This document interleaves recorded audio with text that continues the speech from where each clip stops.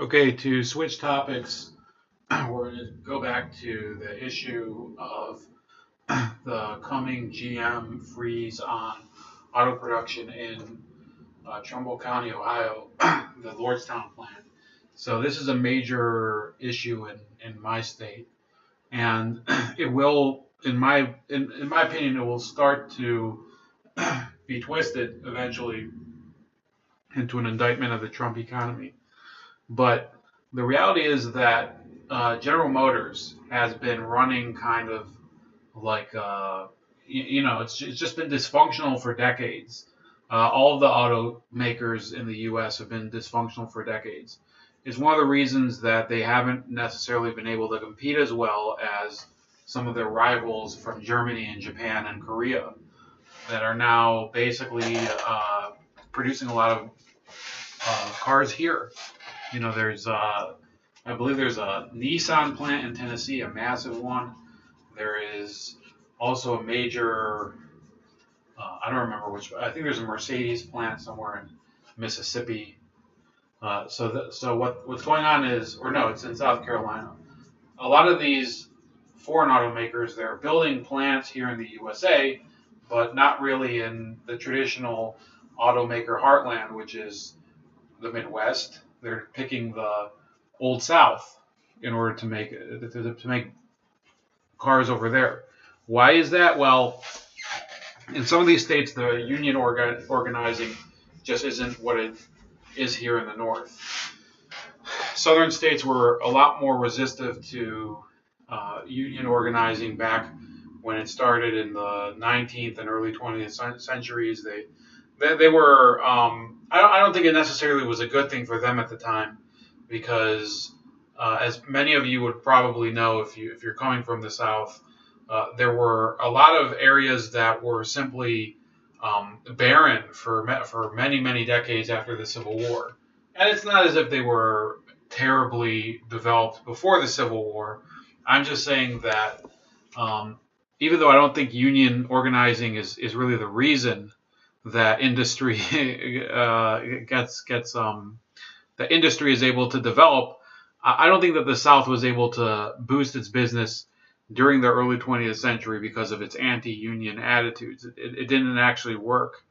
But we're not going to be talking necessarily about the union aspect at the moment.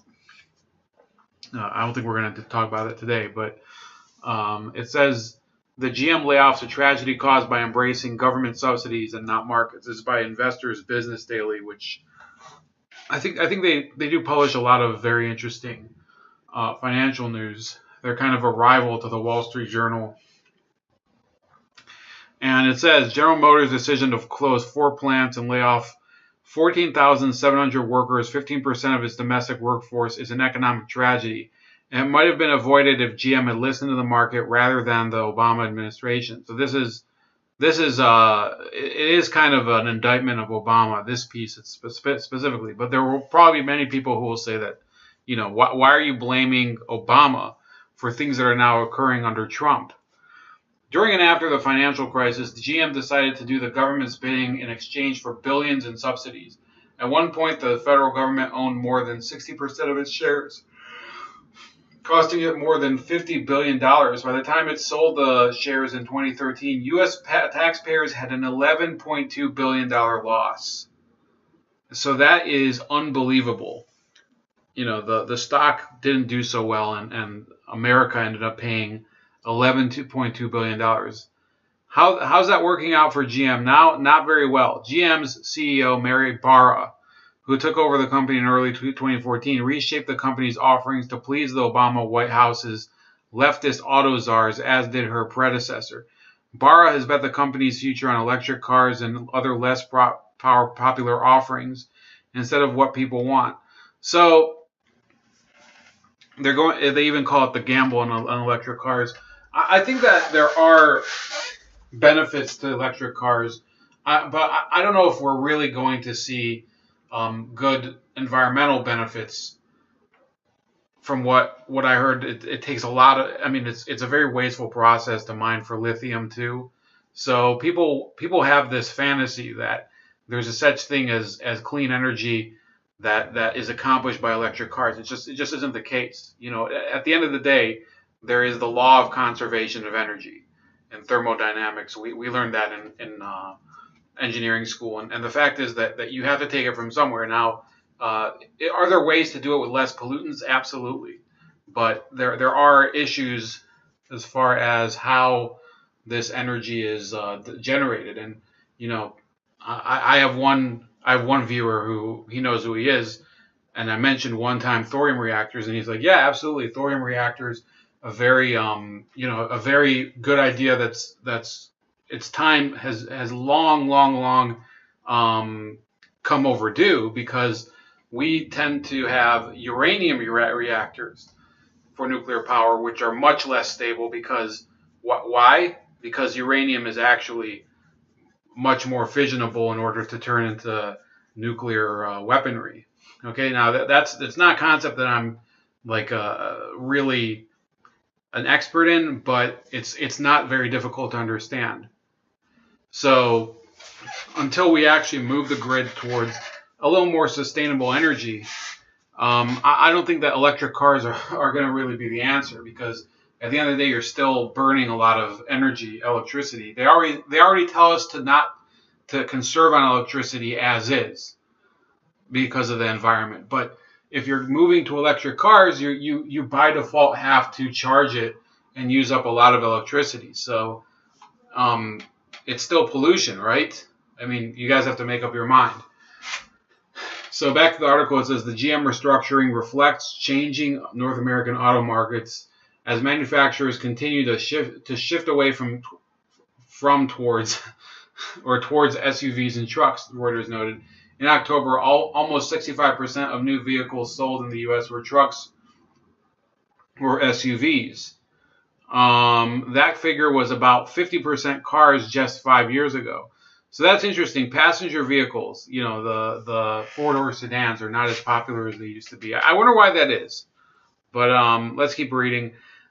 So what was GM making? Well, electric cars for one, but even with a $7,500 subsidy, they don't sell fast enough. Why? As the joke goes, the extension cord isn't long enough. For anyone who has a long commute or wants to take a road trip, an e-car makes no sense. As such, GM's commitment to electric cars is emblematic of its recent market failures.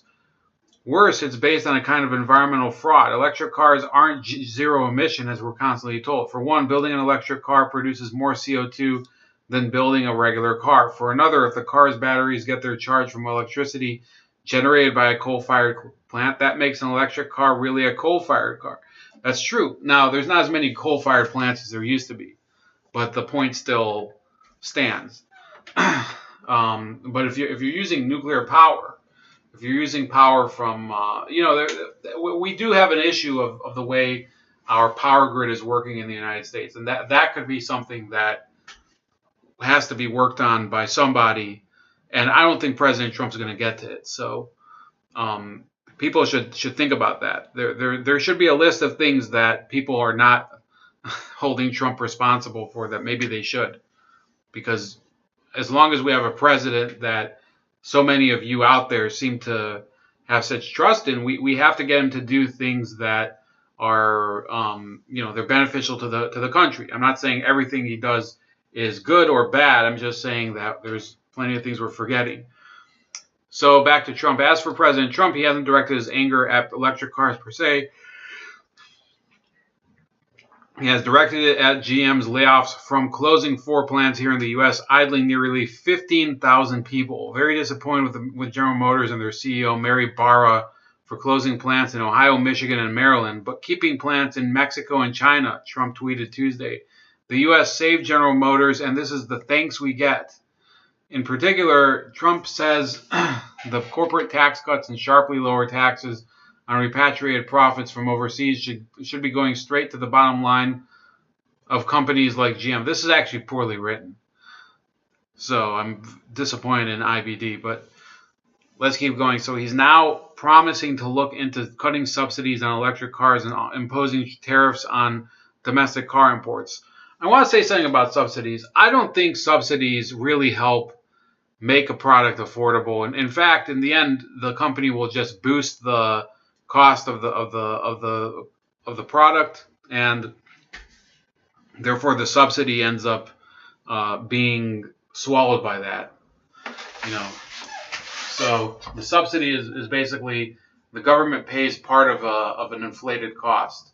That's not the way I think that we make things more affordable. It actually ends up making things less affordable.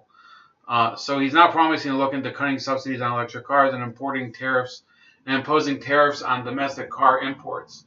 We understand Trump's ire, but it's misplaced. Government shouldn't pick winners and losers, period. And that's exactly what subsidies are. The government substituting its judgment for that of the marketplace. Why do we do it at all? So they're going into that. There's also a couple stories that Elon Musk might buy the Lordstown plant. And I have a friend I used to know. We're not very close anymore, but he's a huge fanboy of Tesla and Elon Musk more specifically. More so because of SpaceX than for Tesla. But the fact of the matter is that I think Elon Musk, with all the flaws and the hilarious weed photo and everything, he would be a much better person to take over that plant than keeping it in General Motors' hands, because GM is not, they're not a company that moves towards innovation very quickly.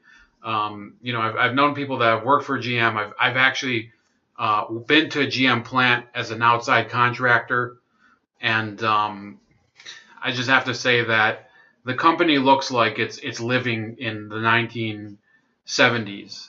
By the way their attitudes work, they can't really move into the modern era on anything. It's kind of sad, and I do feel for the workers there, and I think Elon Musk would be able to at least create an opportunity to save something. I don't know if the Elon Musk attitude would work in Trumbull County, but it's better than having GM just shutter the plant and pretend that they're going to eventually reopen it, because I don't see any reason why they would.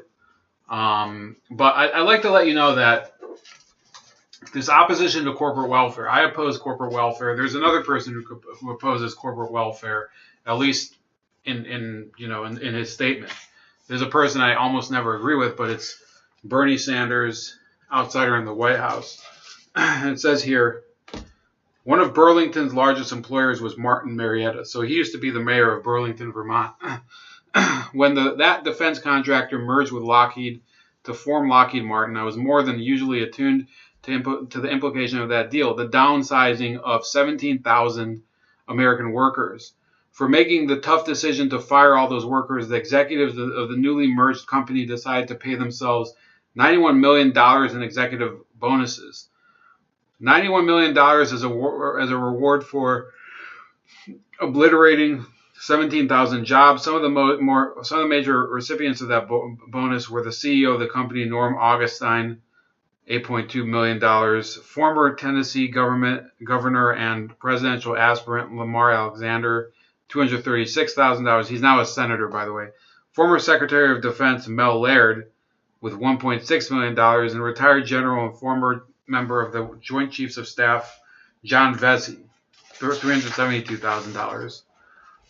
Now, a $91 million bonus for executives who were laying off 17,000 workers is obscene enough. Even worse, Bill Gould, my legislative director, discovered that fully one-third of that money, $31 million, was to come from the Pentagon as, quote, restructuring costs.